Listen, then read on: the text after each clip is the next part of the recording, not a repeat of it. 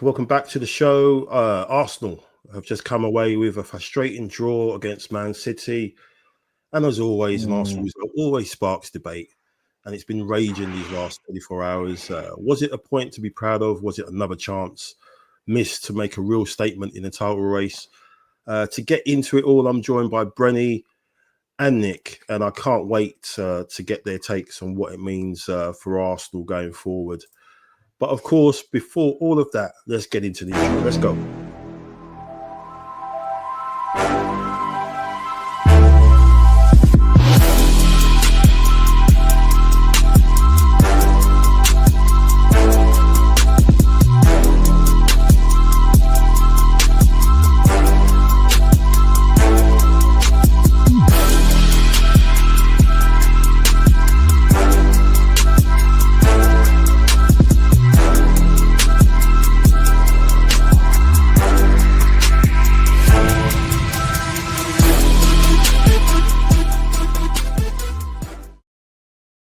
Hello, good evening, and welcome to Arsenal Above All, episode 107. We've got two legends with me. That's what I can say. There are two legends with me. Too modest. Nick, he's come back. He's come back for his second cap. We're still negotiating the contract terms and everything. His agent's pretty hard to deal with, to be honest. But he wants to come back. He put on such a brilliant performance in his debut show. And how you doing, Nick? Great to have you back. Very well, thank you. Grateful for the invite. No contracts needed. Mike, you asked me and I'm going to be here, buddy. That's all good. Like to support my fellow Gooners. So nice one. Appreciate you coming back, man. I really appreciate it. And looking forward to what you've got to say in a bit. And we've got also Brenny K74. What more can be said? He's been called many things: the Arsenal Library, the Arsenal Encyclopedia, lots of other good things as well. Brenny, how you doing? It's an honour to have you on the show, man, for your first cap. How you doing? Thank you. I appreciate it. Appreciate you having me on. Hope you all are good. Hope everyone's good in the chat. And thanks for having me on. You have to come on mine someday as well. Come on with myself and Nick. And but what we'll do at some point, it'll be happy chat. Meaning, Nick and I had fun a few weeks ago with the 11, and I thought maybe we can take on an Arteta 11 as well. So I'll get that set up at some point within the next week or two, or maybe with the next international break we can sort something out. But thanks for having me on. Anyhow, appreciate it.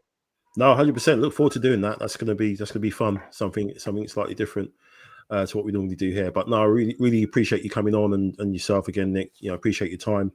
Always. On this Monday evening. So let's get into it. Arsenal drawing 1-1 with Man City.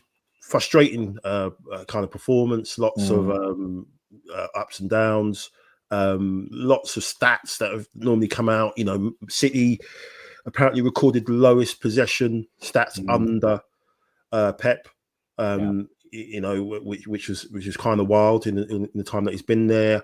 A lot of people saying that Pep was kind of, you know, showed us a little bit of respect in terms of what we did to them last season. You can look at it that way. You can also look at it that he was kind of happy. He was kind of happy that all we were going to do was going to go down the wings and put crosses in, which is why he sort of loaded up the team in the second half with basically just defenders, you know, 6-foot defenders. We'll start off with the usual, which is the usual hand grenade that goes off, you know, in the Arsenal fan base and the Arsenal multiverse when a lineup is released. And you know, I was deflated when the Liverpool one came out. You know, I thought, you know, Eze was going to start, you know, and he was going to have an amazing game at Anfield. Then it didn't turn out that way. Started out with Mourinho obviously starting and Martinelli on the left. So I weren't deflated when the lineup came out. When the lineup came out yesterday, because I kind of prepared myself. I knew that, you know, he was probably going to go with Mourinho against City. But we'll talk about the lineup. I'll come to you, Bren, first. Is Arteta's cautious nature? Is it becoming a problem? Because with so much at stake now, what he's put us, you know, the platform that he's put us on. Is he now, do you think, more scared of not losing the game than actually going out and winning it? Do you think that's a fair question? What's your thoughts just on the lineup and just how he approached that another big game, you know, with that midfield again? 100%. It was, you know, he's, I mean, he's just very, very like defensive. He was very defensive minded yesterday with that lineup. I didn't understand why. I would have understood it if we was playing the Man City of 5-6 years ago when they looked absolutely unplayable, and I would get that. But I think yesterday we went into the game for the first time in a while and we were favourites. We was actually favourites to win the game. And with the squad that we've got now,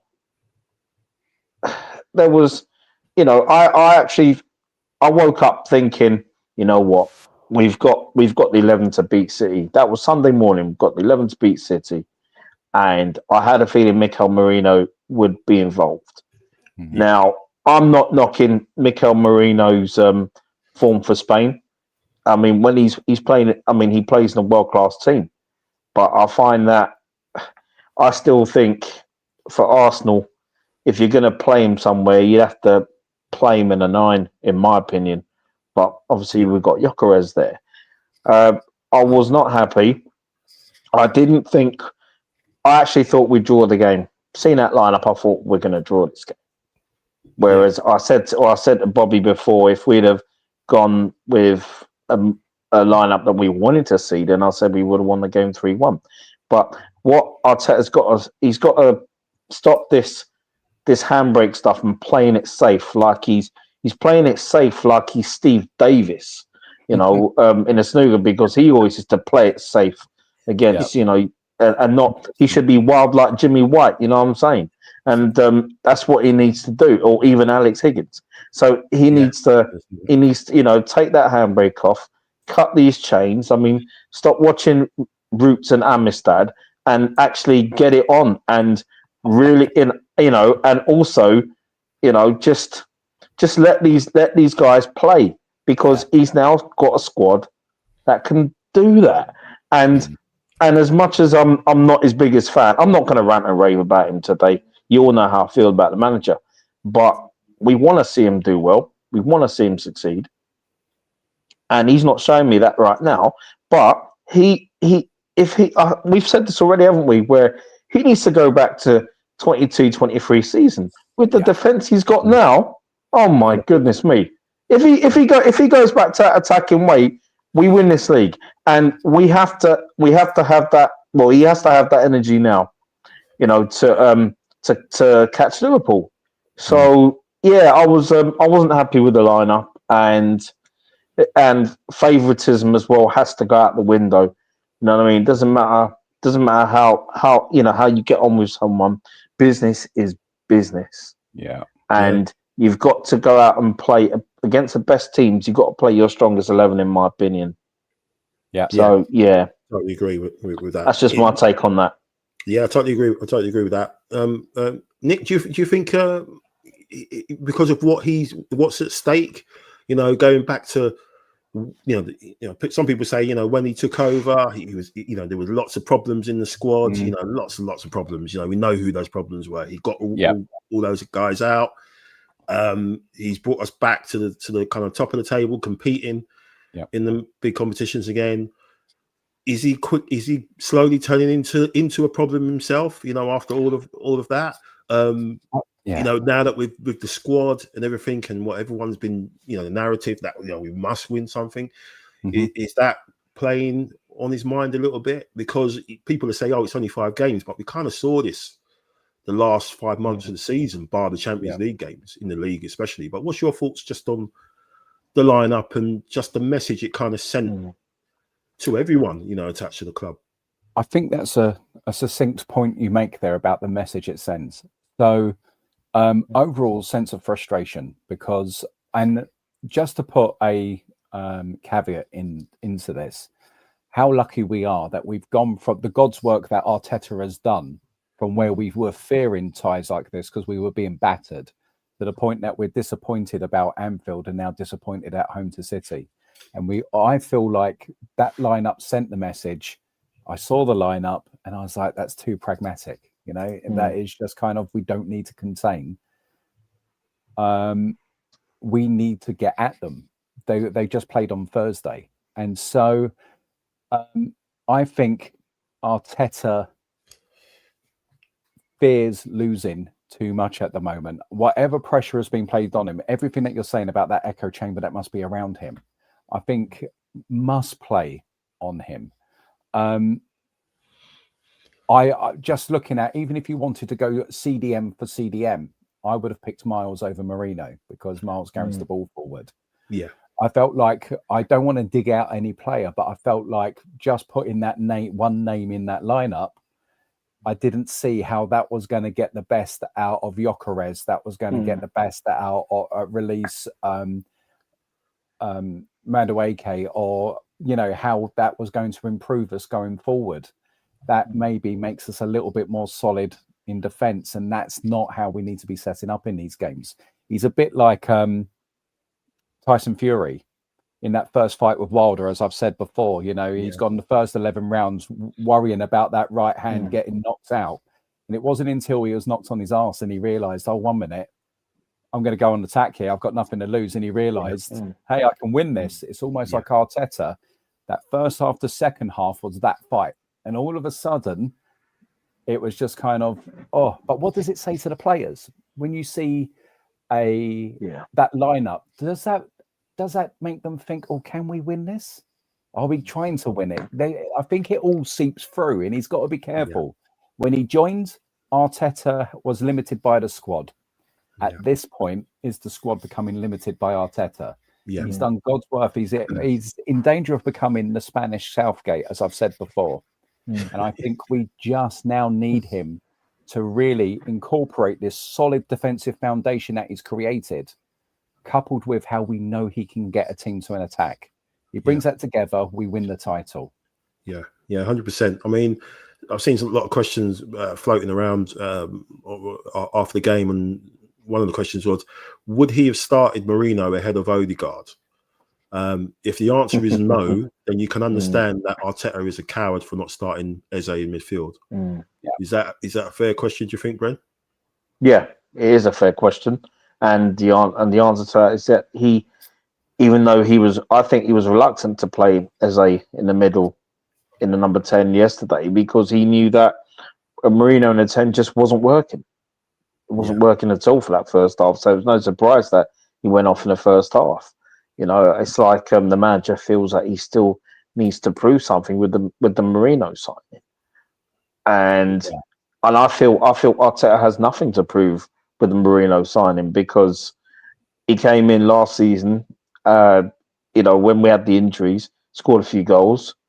He was doing something, and for me, he's a squad player at Arsenal, and I just feel that Odegaard, if he was fit, would have started, no doubt. No doubt he would have started. He relies on his captain. Even if Odegaard could give you a 4 out of 10, 5 out of 10, and he would still be in that 11 for the manager. And that is favoritism right there. I mean, thank God they're not father and son, because then we'd be talking about nepotism. But there you go. But but seriously, it's all day long he would have started Odegaard if Odegaard was fit yesterday, 100%. That kind of thanks for that answer to the question. Let's just jump into the chat. Obviously, Chris Welsh there. Hi, Chris. He's obviously he pops up on Bobby's channel as well. He's got his own channel. Big up, Chris. Big up, Chris. Obviously, got Neil here as well. He says never gets tired of the intro. Yep, new one is coming. It's a great intro. I love it. He says banging like Martinelli out of the blue. We'll be banging goals on our way to the double. Yeah, hopefully. Thanks, Chris. Just sub to you, Michael. Another Arsenal channel. Yeah, I think he's probably subscribed to more Arsenal channels than the Liverpool ones. I think, Chris. At this rate. But no, I appreciate that, Chris. He's made a comment here.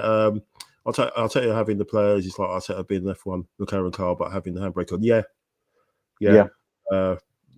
Pretty much. Yeah.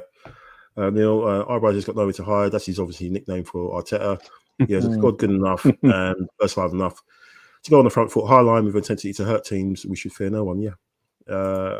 Steve, another regular of the show. Mike, you called the midfield the day before and then told me the success rate or lack of success. Yes, one game in 10 Premier League. One win in 10 Premier League games when Rice and Mourinho have started the game. I mean, I know you have to look at data and everything, but I don't know what else you need to look at to know that doesn't kind of work. I think someone mentioned Rice and Mourinho is like two magnets that are sort of opposite. They just don't work. Just don't do it. Neil says here, love the snooker name drops, proper personalities back in the day. Ant Higgins, legend. Chris has said if Southgate gets NBA for winning nothing, then Arteta will get one too from top gooners. Yeah. Exactly. Who knows another Fellini and Arteta played Fellini at Everton. Yeah. He's worked with Arsene, he's worked with Pep, and he's got a sprinkling of more so of Moyes at the moment, the way he's got us playing, which is and it's from Nick. Gunners named Women's Club of the Year. Fantastic. Yeah, excellent. That's Champions League because we're on the Champions League. It's brilliant stuff. Let's hope Leslie, she can maybe win the women's Ballon d'Or. Yeah, that'd be amazing for her to get that definitely. As well. Any worries, gents, on the way the goal was scored? As I think you mentioned before, Nick, playing three centre midfielders, and after 9 minutes, playing that three centre midfielders just gets blown up, and we get countered on, and the defending from both Saliba and Gabriel. I mean, I don't know what Gabriel. I think Gabriel wasn't even in frame. He wasn't even. Gabriel seemed to me look like he wanted to have another fight with Haaland. He wanted to get in on him, stick one on him again when he should have. He should have stepped off. Yeah. And again, he just let his emotions get in. And I think Saliba, looking at the hindsight, maybe he wasn't ready for that to come into that sort of situation. I don't think he was. No. I don't think he was. Sorry. Yeah, go. You kind of think Mosquera, with his recovery pace and how he's playing, you would love to see him in that situation because if you look back at it again, I think you're saying Saliba, go to Reinders, just close him down. He made the wrong error. Yeah. Any worries about Gabriel? Because he just didn't look like he had anything in the tank. He just no recovery pace at all there. No, but then I remember saying at the beginning of the season that your big injuries from last year have a high risk of reoccurrence. Yeah. And so we've got to be careful. If he's, because I noticed that how he was recovering, he didn't put the afterburners on to get back, but the entire that entire side of the defense was missing. Rather ridiculously, it was down to the ball bobbled and broke, and it was down to Saliba and Timber. Now, Timber was arguably our best player on the pitch yesterday. The man was phenomenal, absolute for me, in my opinion. He was. That first half, there was him and Madueke were the shining lights down the right hand side, and what I would have preferred Saliba to do was make Rangers make a choice quicker. You're conceding ground, because he had Timber taking the speed off to stay in check a little bit, because he if you watch that back, he's just caught up with him and he kills his pace, so he doesn't play anybody on behind Saliba. And it was just like, make a choice, go get in there, make him play, because I think Timber then would have been able to use his pace and swoop around behind and edge off Haaland more.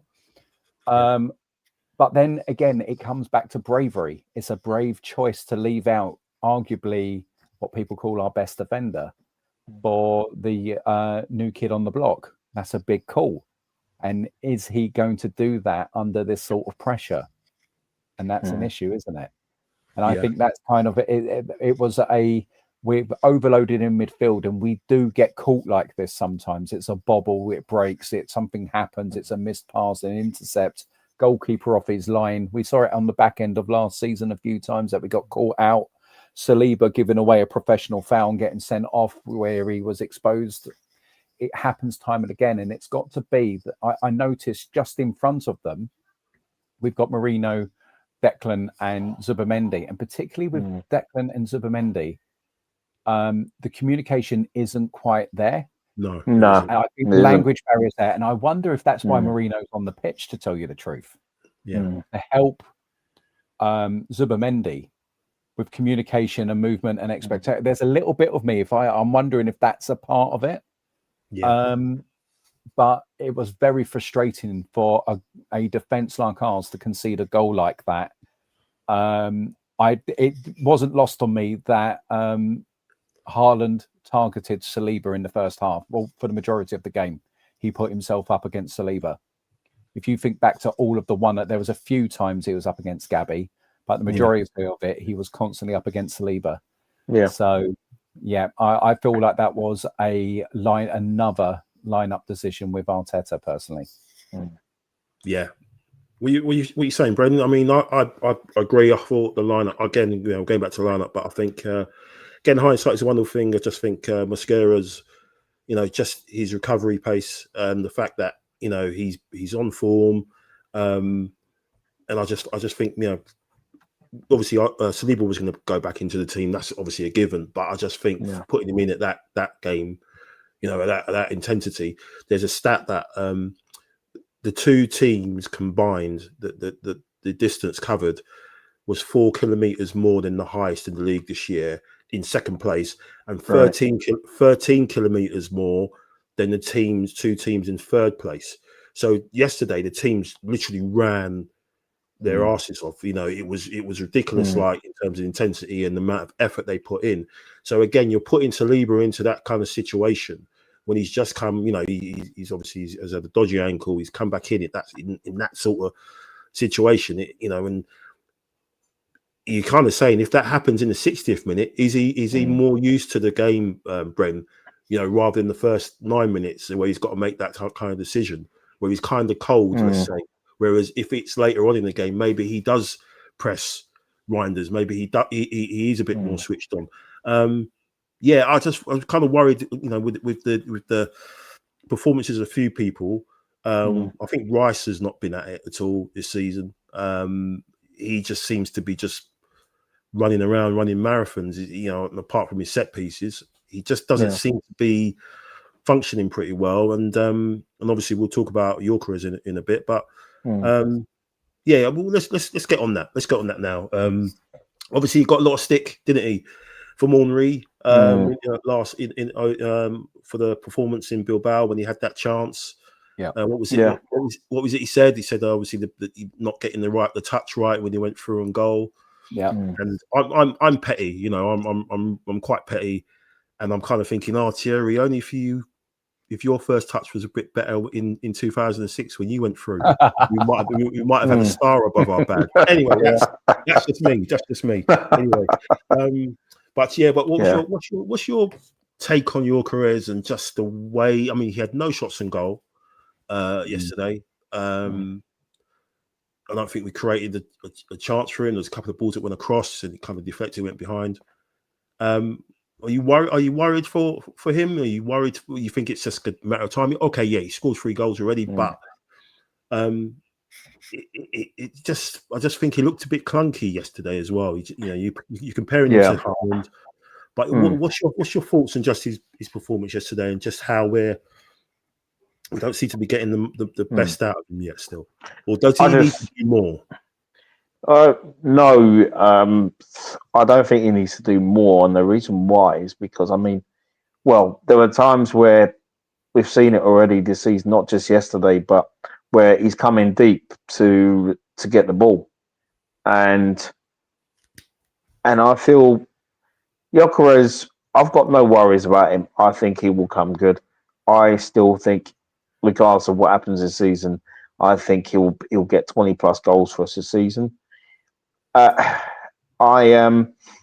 What concerns me the most is, and it's not just him, because have you noticed that I don't like talking about other clubs, but players, number 9s, there's a lot of number 9s around the world now, because we live in a systematic world now, where a lot of teams around Europe, even around the world, we're playing with systems, and the system seems to suit everybody apart from the number 9.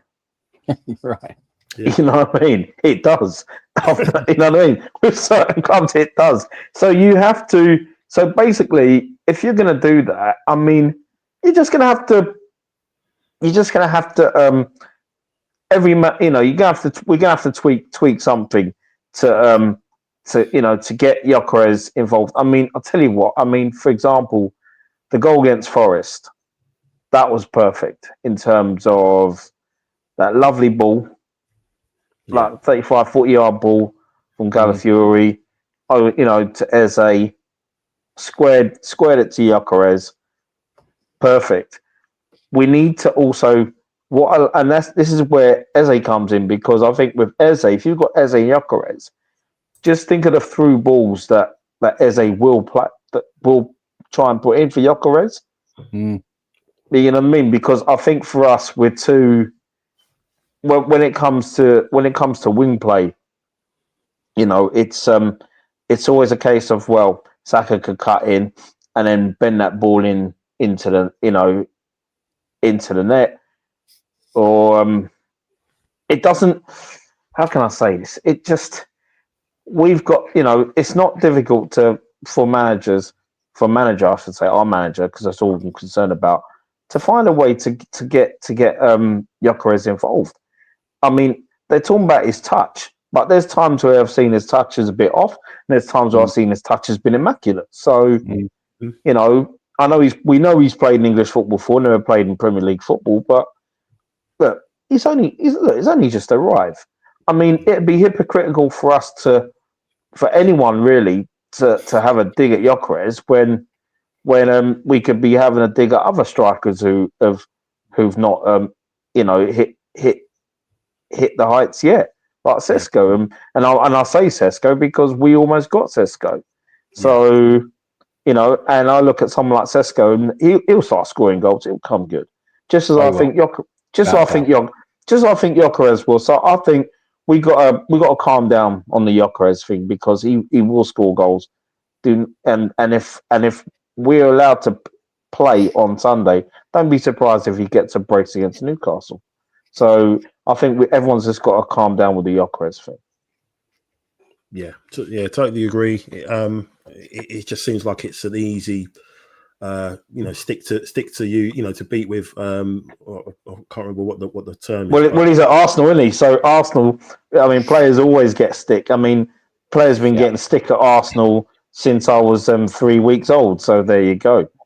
You know what I mean, it's just how it is. Yeah, true. What's your thoughts on it, Nick? You I think we're not helping him. So Eze is the perfect player to unlock Gyökeres. Why? Yeah. Because he played with Mateta, the number 9, doing that work, right? Now, I noticed towards the end of the game, Saka was playing left wing and Martinelli was drifting out onto the right wing, because then they were back to their natural, not inverted wingers, but natural wingers. Yeah. And what does that facilitate? That facilitates the player going down either wing and being able to use their strongest foot to put the ball in the box. There is something that we need to do as a team to get the most out of that asset. Now, if I agree with Brenny, Gyökeres could end up on 20 goals. Let's face it, all of the stuff that's been said about him, that's 3 goals in 5 games. But,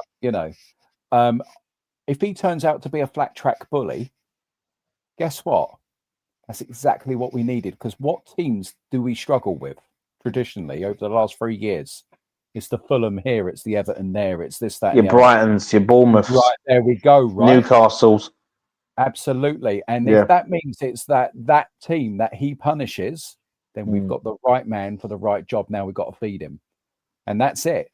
I mean, I want to see Gyökeres on the pitch playing a bit like how Giroud would play and Ramsey did, playing off him sometimes. How we play the ball into him. The man's blooming starving. He's eating on scraps. Madueke's been very, very unfortunate. Like, he's hit posts, he's come close. I feel like he should have about 3 or 4 assists by now if people finish their dinner. He's really put the ball on the plate. Like, Timber could have scored in the was it the Leeds game? My mind is a bit. Yeah.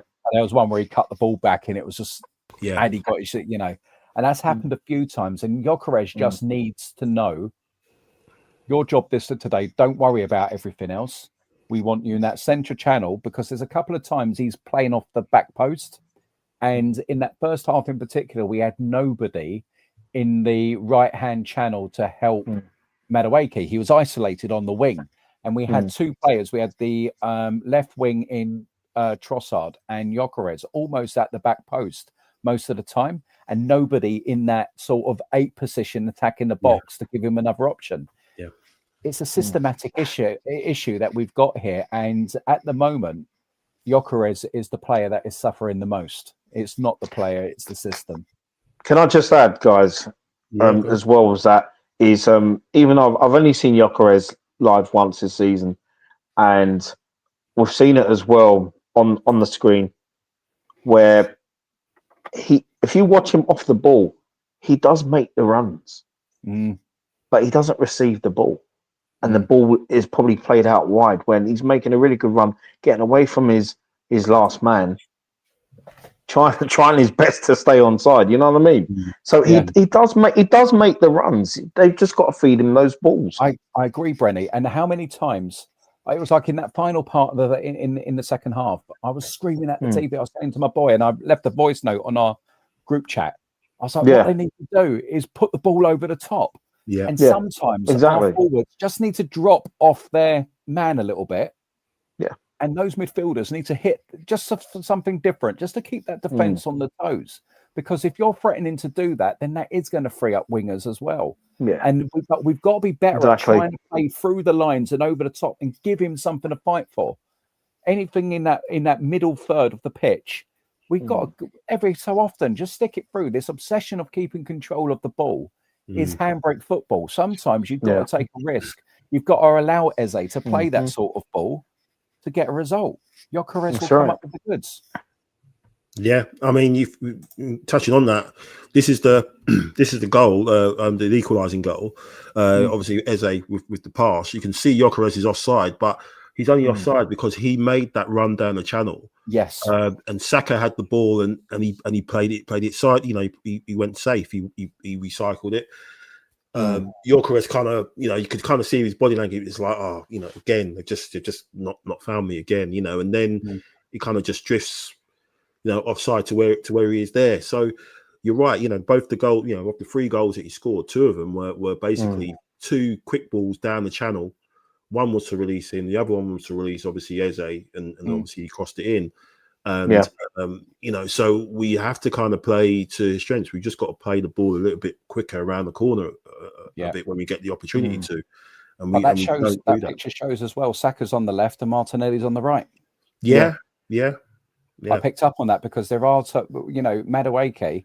You think Madueke on the right and Saka doing his thing because Saka's got such a strong weak foot.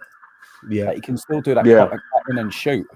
Yeah, and I think there's something in that. Saka on the left could be absolutely devastating. Yeah, absolutely. Yeah.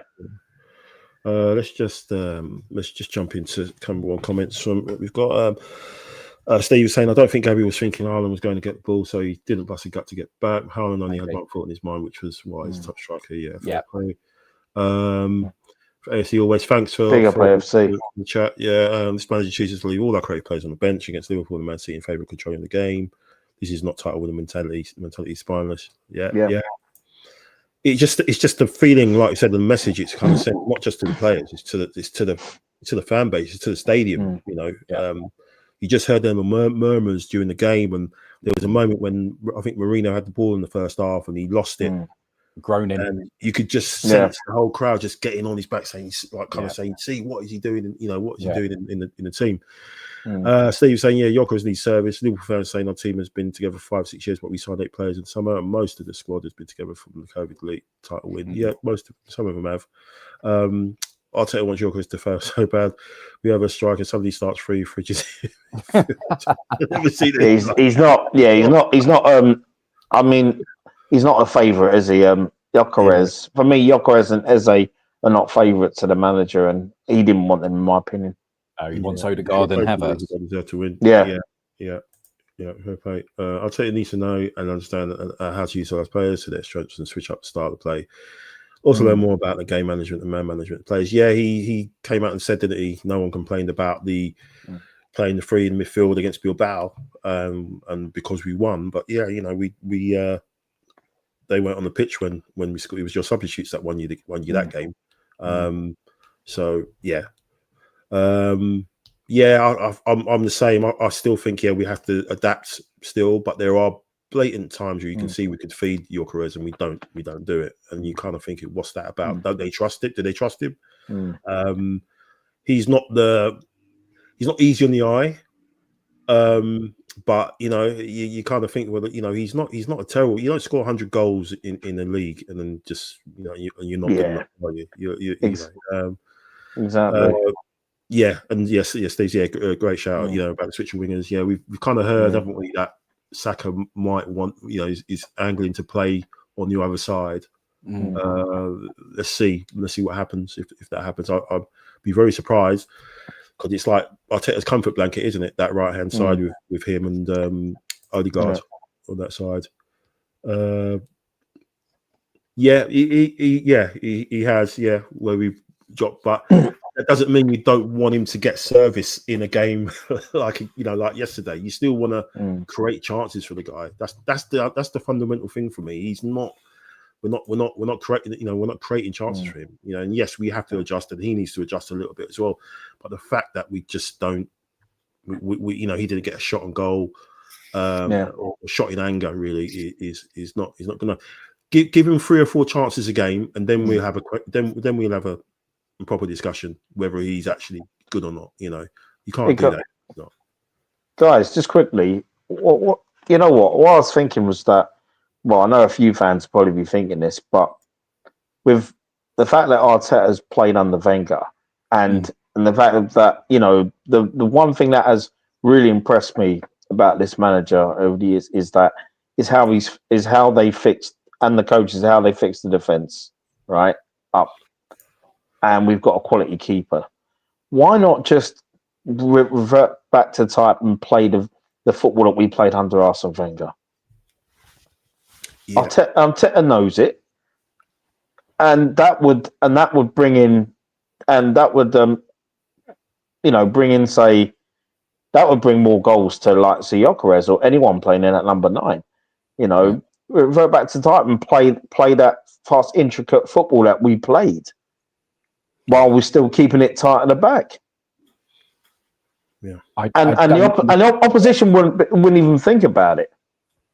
Yeah, I don't know why he doesn't play even 2002, 23. Yeah, even that. When we put nearly 100 goals on the board, he knows how to do it. And exactly. This defensive foundation we've got now, he's got an embarrassment of riches at the back and in central midfield. I just don't get what's changed, Nick.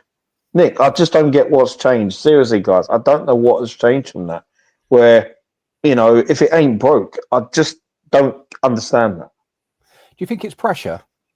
I was about to say that. I think the expectation is so much. I think we saw it with Southgate. Once you got to the final, and it was like, okay, now they expect me to, with the squad players I've got, they're talking about the golden generation 2.0, whatever, and you saw what he did to him in the Euros, how he approached. He set up not to lose. He was scared of losing rather than going out to win. Because of the expectation, and it was basically down to his reputation. It was almost like he was protecting his rep for what he does next, or what he's going to do next, sort of thing. And I kind of think that's a little bit with Arteta. He's kind of, I've got all the credit in the bank for where this club was when I came in, and we were getting embarrassed, and everything like that. And struggled at the beginning, but then he went back to, he's taken us to obviously 22, 23, and obviously from there. But now, because it's like the expectation, finishing 3 seconds in a row, and on top of that, you've had this amazing window. Like, the expectations are through the roof, and I just think he's like, well, if I kind of go out of my comfort zone and maybe go back to that little bit of chaos, he's not going to like that. He's like he doesn't trust the squad. He didn't trust the squad last season. He's got no reason for that now, and now it's almost like he doesn't trust himself. He's like, we've got the best. Like I've banged on about this. We hear all the top gooners, all the content creators. We know who they are. They come out with all this stuff about Arsenal, the best defense in Europe, the best team out of possession, blah blah blah, this and that, all the numbers and everything like that. And fine, but he's built that, fantastic. But it's time to trust that. And release the handbrake a little bit, because now it's like, oh no, we can't go, we can't go out and attack City, we can't go out and attack Liverpool, because it will be a basketball game. Well, which is it? Have we got the best defense in Europe? Have you got the best team out of possession? Aren't they going to be able to deal with that? If we do, release the handbrake a little bit. So it's like people are saying things just to kind of protect the manager still, and trying to. I could see what he was trying to do. But blah blah blah blah blah. Well, what was he trying to do? You can see what he's trying to do. He's just being too cautious. He's trying to be too conservative. He's not trusting the squad still, and he's not trusting himself. And he isn't. It's only in one way, really. Yeah, he's still rushing players back, isn't he? Yeah, I think he's scared of them gassing. Yeah, that season where we just ran out. I think if they're attacking and they're losing the ball and they're having to press multiple times a game, it drains them. And that's what he's worried. I think that's what he's worried about. He's worried about them gassing and not having enough in the final third of the season. But we've got more bodies now. Our squad, where we could rely on maybe 14, 15 players, we've got 20 odd players that you can rely on now. Yeah. That rotation and keep them fresh, so we can take a little bit more risk. But I think we are just far. A lot of people say this kind of, we're too slow in progressing the ball. And transition, and we need to get that ball quicker to the forwards or beyond the defense, so that our wingers are turning their defender, and we don't do it enough. It's too slow. By the time we get into midfield, Declan Rice and Marino can be very slow at progressing the ball, so a lot of it is sideways and backwards, and by that point you've got your forwards standing next to defenders waiting for a miracle ball. We've got to be quicker. We've got to be a 100%. Bit more dynamic. AFC always has dropped a bomber, his own bomber in the chat. saying that Madueke is out for 6 weeks with a knee injury. That's probably following the scan I think they had earlier today. Bloody hell. I guess it could have been worse. It could have been months. But that sums things up for us at the moment, isn't it? It's like one in, one out. You know, we get Saka back.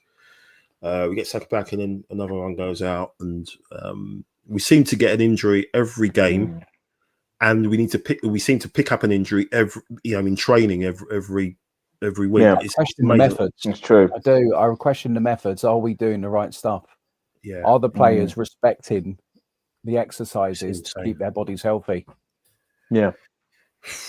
Jesus Christ. Mac is a bench is a crime against football.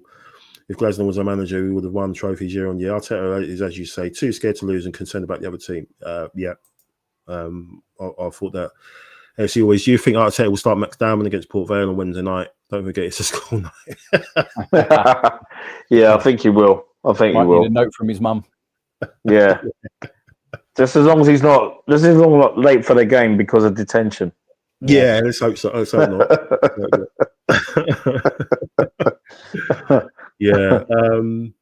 It is. I think you have to look at it, gents, as the fact that he's changed the pressure and the expectation now, and we've kind of seen it. You know, it's almost identical in terms of the way Southgate approached team games in that Euros, and it was like literally he just wanted to please everybody at the same time, but it just wasn't right, you know. And Gyökeres winning the striker Ballon d'Or as well. Well done for that. Hopefully that gives him a little bit of confidence as well. Yeah. Bonatti wins Women's Ballon d'Or. Well done there. And thanks for the chat, Charles. These frequent injuries are directly proportional to our best possession status. These are the sort of short-term, but definitely a price we are paying because of the control approach ever since 2024. It's mad, really. The injuries and just the thing is, Arteta is starting to get a bit of bite back in the presses. I don't know if you've noticed that. People talking about the lineup and the way he's approaching games. So people aren't, just lapping everything up on what he says. He's tried to gaslight us. I remember when we drew 2-2 with Fulham. I don't know if you remember, and he was talking about we played 43 formations that game. Set up so many different ways, and people would, he was, and he does that a lot. When he gets a bad result, he just says some really stupid stuff, and it doesn't take accountability. Yeah, he doesn't. Yeah, and he was coming out with nonsense. In that, I always remember that when he was talking about the formation stuff, and he does that a lot. And it can only go so far. If he continues, he's got a sporting director who's not gonna take any prisoners with the investment that we've made. You kind of wonder, with all injuries we suffer, should we have a change approach like London sign everyone? Let's talk about Chelsea. They've got their own problems. Let's talk about this gentleman here. He's had a lot of stick, hasn't he, Nick, over the last couple of months. Some of it harsh, some of it over the top, but some of it justified as well. I just think he's not developed the way that we would have liked to have seen. Is that down to the system? Is that down to the coaching or being overcoached? We've seen what it's like him playing on the left-hand side when he's getting it in the air from Arteta. Eze got it last week, didn't he? Which has been viral going around. The good thing for me is he's come on, he's scored a couple of goals, and it's a win-win for me because obviously if he carries on like that, he may have turned the corner and could be an asset to the team still. But secondly, it ups his value, doesn't he? If he's scoring goals and stuff, it ups his value. If the decision comes in January or whatever, that we maybe need to part company with him. But what was your thoughts on just his week and then just that finish yesterday? For me, I'm immensely pleased for Gabby because he is such a nice bloke. Very pleased for him. I think I'm going to make a distinction here for two players, and that is Trossard and Martinelli. Neither of them are the player that I want when they start.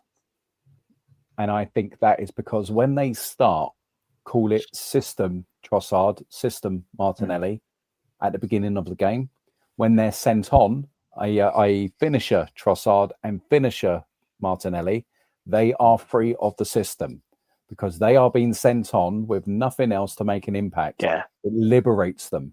So they don't have to do all of this BS going around in their head. They can just play the game. They can go at goal. They can be a bit more direct. They haven't got to do this. They haven't got to do that. They're free from all of that when they're a substitute. And I don't think that it is any shock that Trossard has the most goals coming from the bench. Why is that? Is it because they're coming up against tired defenses or anything like that? No, they're free to make an impact. And they go about the game slightly differently when they're coming off the bench. They're almost back to their old selves. And I was desperate for a left winger because what I saw from Martinelli last season, I didn't feel was enough to take us to a title. We need a three-pronged attack that is dangerous in every department. And seeing him come off the bench and do this, it's going to be great for his value. It's going to be great for his confidence. Picking up assists, picking up goals, fantastic. May it continue. I think if we see him start, we may see the same thing again. Thinking too much about what is he being coached, what is he being asking, does the system demand? When he's a substitute, get your goals, get your assists. Long may it continue. Keep him on the bench. Yeah, 100%. Yeah, what are you saying, Brenny? I'm the same. I'm the same as Nick. Exactly what he said just now. I agree with. But what I will add with Martinelli, and without a doubt, I'm pleased for him as well. Last couple of games, but I did say in one of the chats today, I would have him for 20 plus games on the bench. And if that results in goals and assists, then, I'll be happy. It's the same with Trossard. And also, you get certain players over the years who've played for the Arsenal. And you see, Ian Wright, for example, Ian Wright would always give you 180% every game. And, what I meant by that is if he, say, for example, he knew he was going to be in the side next week under Wenger or Graham, or even, I don't know about Bruce Riop because they didn't really get on, but he knew that what I meant by that, he knew that he'd be in if he was told he'd be in the team next week, regardless what happens, he would still put in that effort to score goals and be involved. You know what I mean? Because he loved playing football. He was like that kid in the park. Now you get some players in certain positions. It could, mainly attacking players. Some of them, if there's no squad depth or there's injuries, and that player, it's exactly, and this is what happened to a bit. I haven't played well today, but you know what? I'm going to be the team next week, and that was Martinelli and Trossard at times, and we got that a lot last season. We had a lot of inconsistent performances for them, even though I have said. I said this with Bobby on the Armory. I've also said that with Trossard, his Champions League performances in recent seasons have been really good. Yeah, you know what I mean. And he tends to turn up when it's Champions League. Yeah. But now these two, you're going to see them fighting harder than ever now. So I didn't expect Trossard to start yesterday, but you're going to see these guys fighting hard for a place now because we have a squad and there's competition for places. So you're going to see a different attitude from both of them, and that is what we want. Yeah. I think Havertz fits into that category as well. I mean, he does. I think he unlocks Gyökeres a lot as well. Havertz. People are snoozing on that. When we get him back, not only has he got a knack for coming up with a goal for himself. I think how them two mix could be fascinating. And when you're bringing on people like Havertz, Trossard, Martinelli, Madueke, if he's not starting, how they come on and affect the game, we're going to feast in the second half of the season. I honestly believe it. Yeah, and I feel as well if he doesn't go in the January window, and if he's fully fit, I still think Gabriel Jesus has a part to play. I love him as a player, You're not wrong there. but it's just Depending what player the we get. injuries. Yeah. Yeah, exactly. Yeah. But now these competition of places, I think he. Do you know what? Don't be surprised if this season, if we do go far, that he ends up being an unsung hero, Gabriel Jesus. Yep. Yeah. Who knows? By then, when he comes back, we'll get someone else lost to injury, and it's like a roundabout, isn't it? Yeah. It's to happen with us. It's kind of so frustrating that we've got this deep squad, and and it's just being obliterated every week. With injuries, not just on the pitch, but it seems to be training as well. Just it's just so frustrating. Thanks AFC always. Martin Lee should have ran back with the ball when he scored. In boxing, when you hit your opponent, they fall back on the ropes. You go for the kill and don't step back and let them get composure. Yeah, I've seen a lot of stick people saying he should have got the ball, ran back. I think Zubimendi tried to. Zubimendi did, yeah. He was getting shoved about in the goal by Ruben Diaz. But I can understand that there was a few minutes to go. There was still time. 4 minutes left.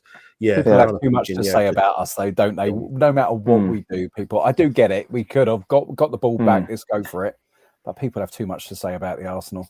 Yeah, I mean, you only have to look back at the 2-2 at their place. When they equalised in the last minute, and they were celebrating like they won the Champions League again, and people were throwing balls in the back of people's heads, and do you remember all that? And no one, and everyone said, "Oh, look at it!" Like people were laughing at that. Yeah, people were actually. We had a short turnaround after a Champions League game, and we was down to 10 men defending the 2-1, and the heat that we got for trying to defend that 2-1. The heat we got. Yeah, no heat for City for parking the bus with nearly 6 centre backs. I mean, come on, it's amazing, isn't it? Again, it's a narrative. Arsenal, so. Just talk rubbish and see what happens. Andrew Smith would be a better captain than Odegaard, the guy who sank the Titanic.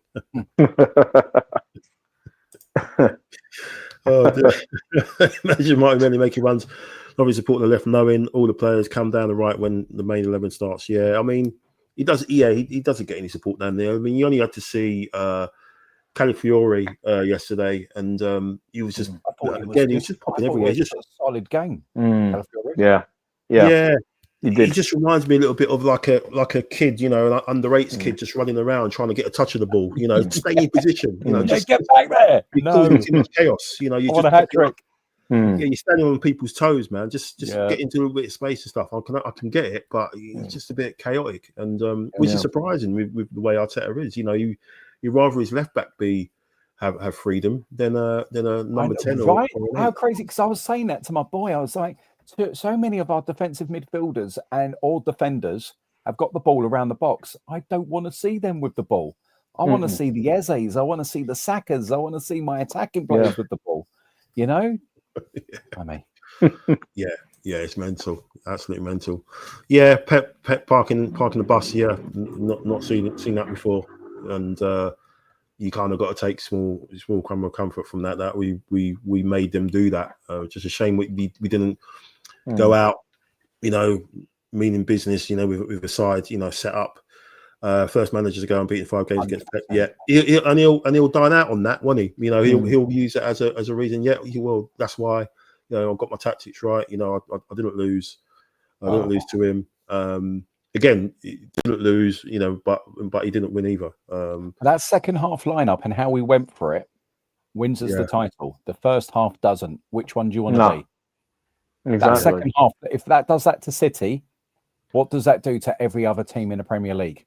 Yeah.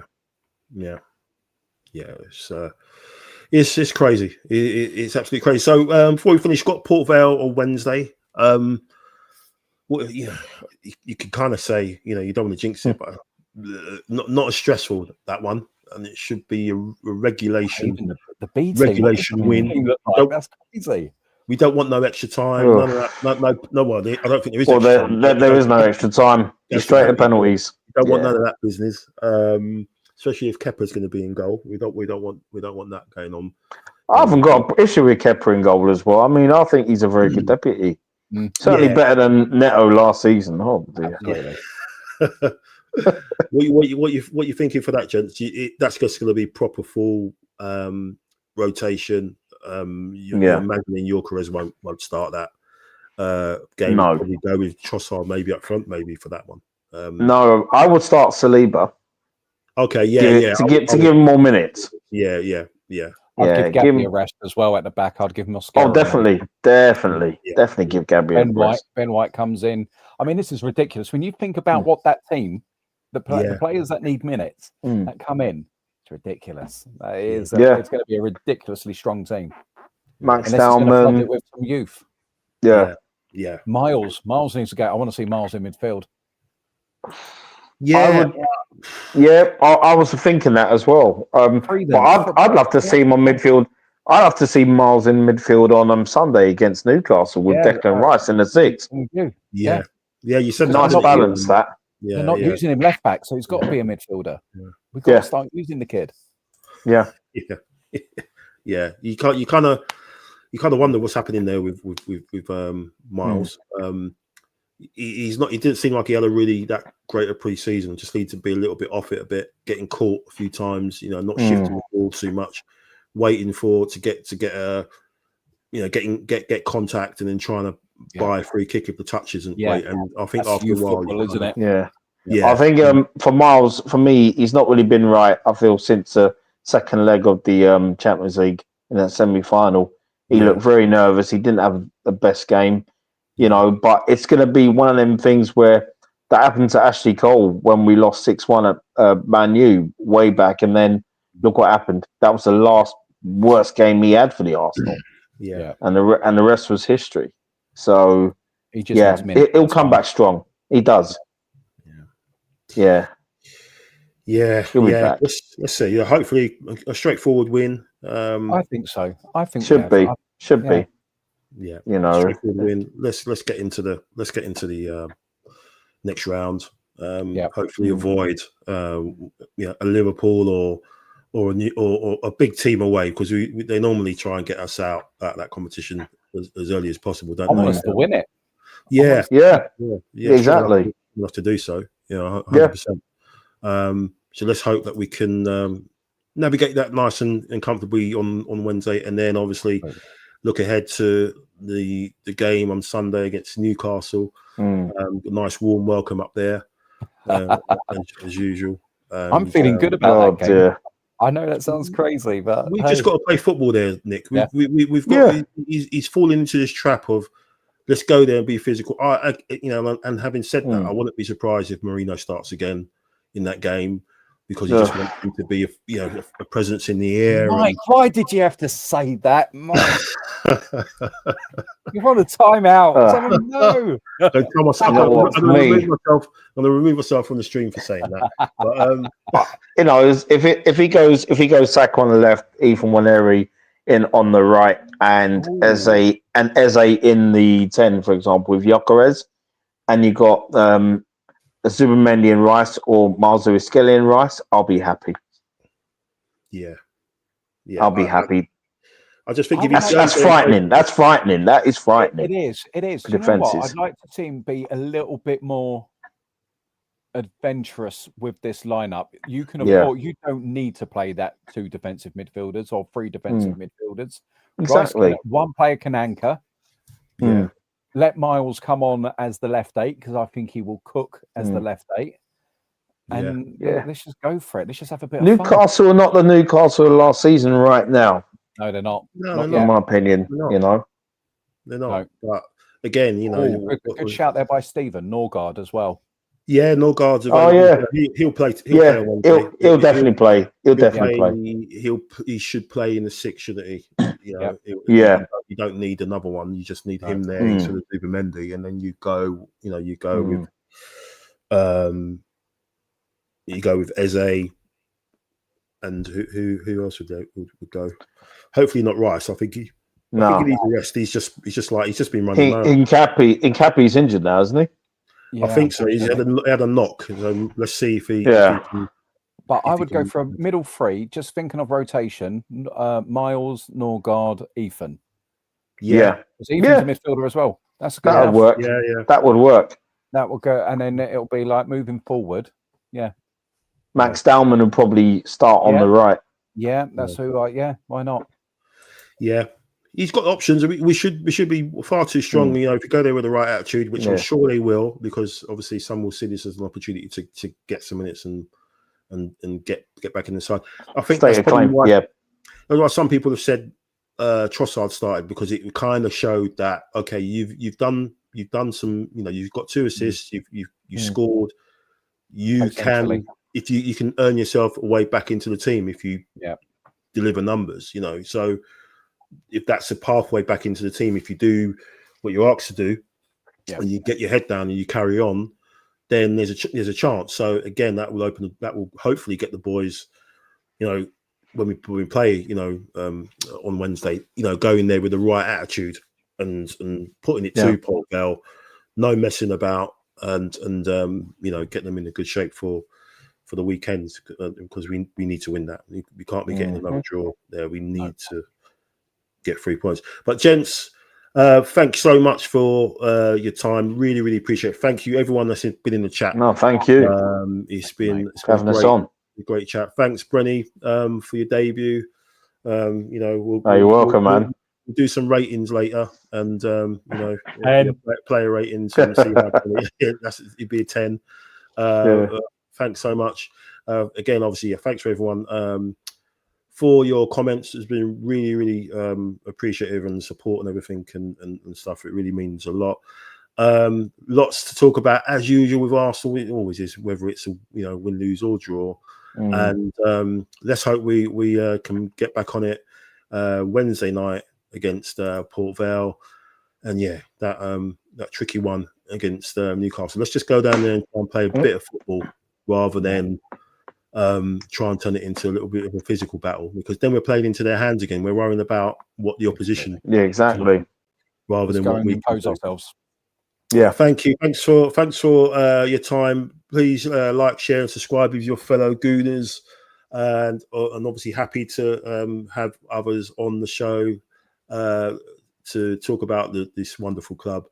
And as we move forward, trying to get out a little bit more shows as I can. But thanks, Bren. Bren, where can they find you, man? Welcome. If people want to follow you. Yeah, always you can follow me on X, follow me on Instagram threads, and you could also follow me, like, share, subscribe to my channel. It's just Brenny K74, still on the road to 100. And I've had some content on there already. Nick's already been a part of it. Michael will also be a part of what I've got planned, what I've got coming up, I should say. 100%. So, and it's going to be lots of history talk as well throughout the season. So, tune in. Yeah, 100%. Lovely stuff. Lovely stuff. And Nick, yourself, where can people find you, man? Mainly on supporting my fellow Gooners channels, really, like Brenny, yourself. I have got my own thing coming eventually. It's not going to be streaming as such. It's just going to be episodes sort of thing. I will announce that at a later time. And Brenny, don't forget, you need to do the youth team 11. People that have come from my youth, not forgetting that. Made the 11. That'll be a good one. So here, there, and everywhere. Great stuff. Thanks, Nick. Really appreciate that. Just the last one from Chris. He's not happy. Worst Ballon d'Or in years. Donnarumma, Coutinho, Neves, Ruiz, Pedri, Yamal. More worthy winners. What a joke. Let's give it to someone who's had the hot and cold games. You think when we played them in the Champions League, when we beat them in the league phase, he didn't even play that game, did he? Dembele. He fell out with Enrique, and he disciplined him, didn't he? And then he obviously took him out. So you're kind of right. He kind of had half a season, and he ends up winning it. Interesting. But I think since the big two have kind of departed, or not departed, but kind of stepped away from the from the limelight in European football, it's kind of funny now, isn't it? People kind of don't really take that competition or the award that seriously anymore. But anyway, that's another show. But anyway, thanks, gents. Have a lovely rest of the all the best evening and week. And all that's left to say is obviously, come on, you Reds.